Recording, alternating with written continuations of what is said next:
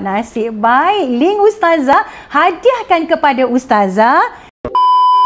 Assalamualaikum warahmatullahi wabarakatuh. Masya Allah, dah tak boleh nak telan ubat pil. Rasa loya, nak muntah je. Ramai mengadu dengan Ustazah yang bila lambat makan, bila stres, bila terlebih makan pun kena apa tu? Inilah yang dikatakan gastrik yang mereka ada. Pernah Ustazah juga mengalaminya. Bila gastrik tu serang tiba-tiba, Allah je yang maha mengetahui betapa sakitnya, tak tahu nak cerita macam mana. Sampai nak buat kerja pun rasa terganggu, nak tidur pun susah, nak ke mana-mana pun jadi tak bersemangat. Bila jadi macam ni, dah telan macam-macam ubat pil, telan suplemen, sampai rasa dah tak boleh nak telan dah. Rasa loya. Kesian dekat link Ustazah. Encik suami ni nak kena dengar isinya mengadu sakit perut lah, gastrik lah, dan dah jemu pula makan ubat. Nasib baik, link Ustazah hadiahkan kepada Ustazah Swiss gel ni. Masya Allah. Mula-mula rasa pelik. Apa ni? Rupa-rupanya kata suami tercinta sayang dekat isteri yang hadiahkan Swiss gel ni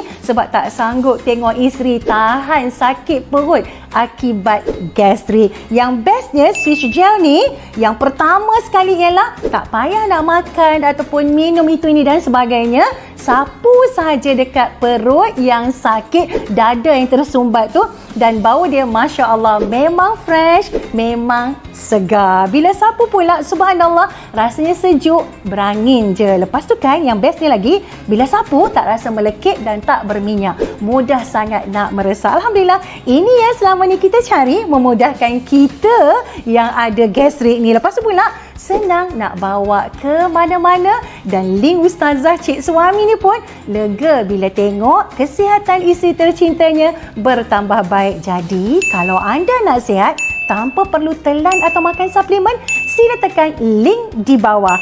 Pastikan beli yang original.